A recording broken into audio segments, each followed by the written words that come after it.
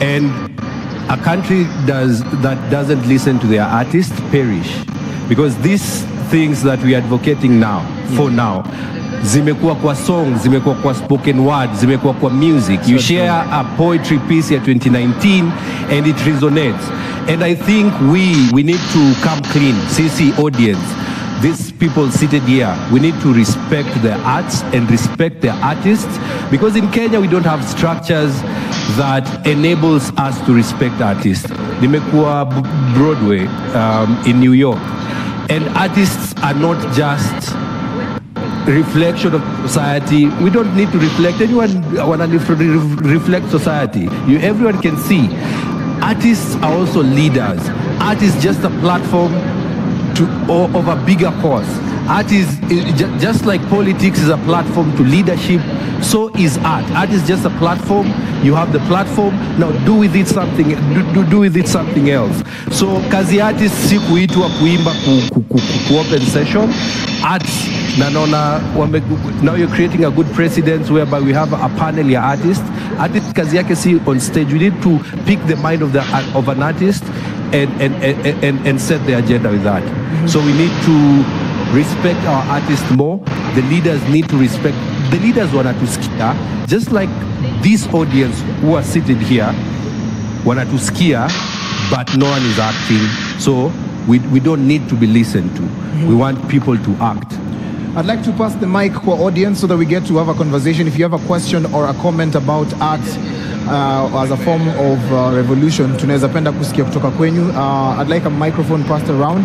Kama uko na swali unaweza inua mkono, kama uko na comment pia unaweza inua mkono pale, and so that we can have either questions or comments from the audience side. I don't know where my person is. Yeah, to pass the microphone around so that we can get to have a comprehensive conversation with you. And as we do that, also just a reminder, Citizen Assembly KE is how you can actually find us on different platforms as we interact. Citizen Assembly KE. Ukienda pale YouTube, Instagram, X, and of course on Facebook as well. We are also live. We'd like to interact on the same. Na pia as we continue, najua nitapatiana microphone pale before we get the question there. But I'd like to also understand how best you're capturing the moments right now. Is it inspiring you to write more? Is it taking you deeper and making you feel like we are hopeless right now? Simply because it started with Reject Finance Bill 2024. Yeah. It moved from there na tukajipata kwa street through digital activism.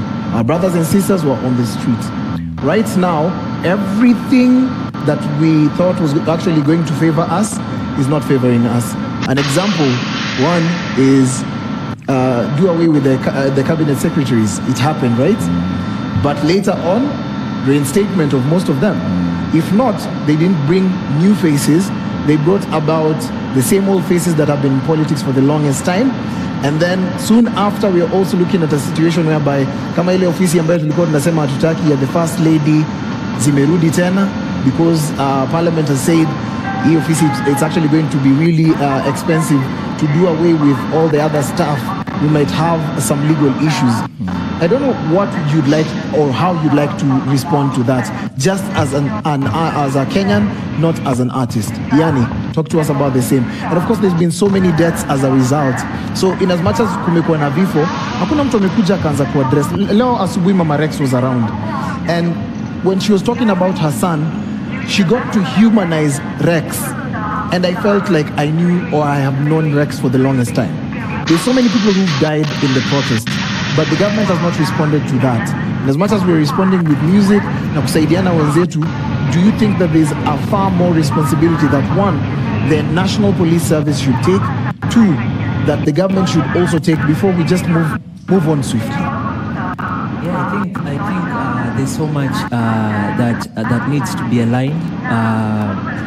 And I feel, in as much as we feel like things are not working, that does not mean that we need to stop. Like, we just need to keep on applying the pressure.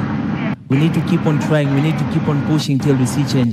For this country to get to this place that we've gotten so far, it's because kuna watu waliamua ku fight for this country and they never stopped.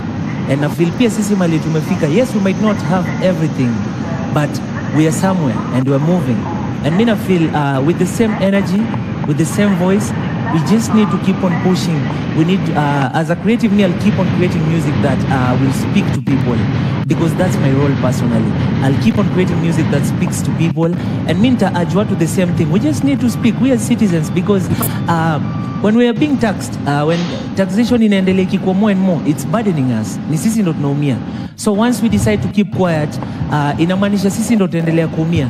And even if we're not seeing change, mi ndasema the biggest change lies pale kwa ballot box. And me believe when the next general election comes, naomba sana tusisahau, like let's not forget, tusisahau manze, because ikitu inashindi kitu drain, like it keeps on draining us day in day out. And I believe like this is the time we just need to stay woke, we need to keep on applying pressure, and we need to keep on pushing. In as much as we feel like things are not working, they're slowly working. And I believe it's a journey. It's a journey, na ni pole pole. We keep on taking the baby steps till things shape up. Does anyone want to add on something? Yeah, I think for me, what this is an illustration of is that you think these people love you, right? We love this country. We love this country. And I know because of the people I interact with every day, right? People love their country, people love their lives. And I think there's a bigger flaw even in how we're socialized, right? Because if you look at our political class, you know, it's either you're coming from a privileged family or you are maybe an exceptional child that, you know, got treated in a special way all the way. And that kind of exceptionalism sometimes, it's a double-edged sword, because you treat somebody like they are out of the loop, out of the communal long enough, they're actually going to believe they're better than the community, right? They're actually going to believe that, you know, like I'm special, right? And for me, I think the one thing I need us to normalize is, you know, like, okay, you're good. You should be conscious enough to know that you are unique, but also, you know, conscious enough to know that it's not like you're better than anybody else. Maybe you are gifted in a certain way. Doesn't make the other person less than you, right? And in that regard, also, it means now we have to start thinking about what role does even the way we look at the hierarchy of life, you know, because what did that make somebody, you know, what billions and somebody else like not in a position to afford the next meal, right?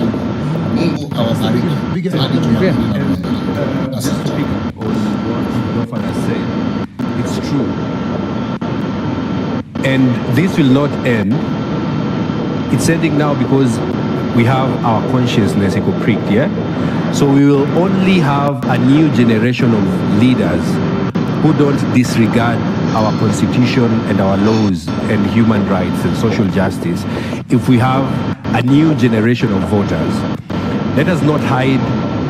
Our leaders are the problem, but they are just a reflection of who we are.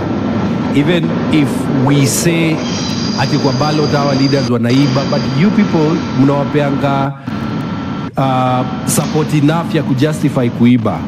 So also as we are inside looking out, let us look in, so that vile Yani amesema tusisahau Kenya inafanya na kuwa happy right now ni that now conversation imekuja kwa citizens, because each and every time sisi tunakuanga na hizi conversation, but kuna kuanga na shetani fulani pale kwa ballot box, sijui anafanyanga nini, eh?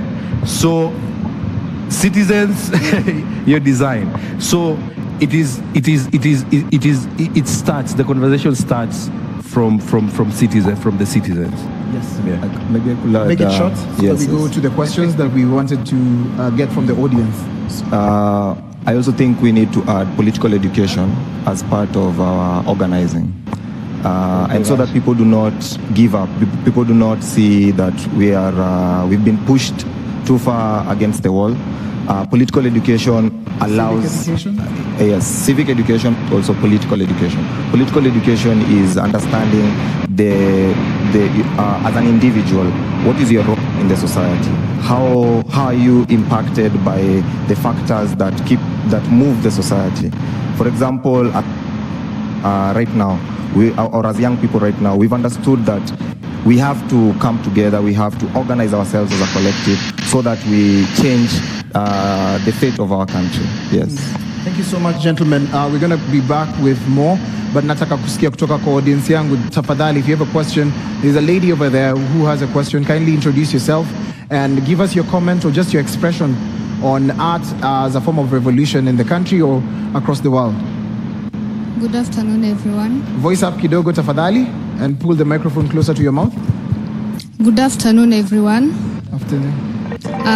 My name is Lillian, and mine is not a question, it's a comment. In the years back, I don't know whether there's anyone who ever visited the Kenya National Theatre. Before, it was a space where you could go and find artists in one corner doing their thing. There's another group in another corner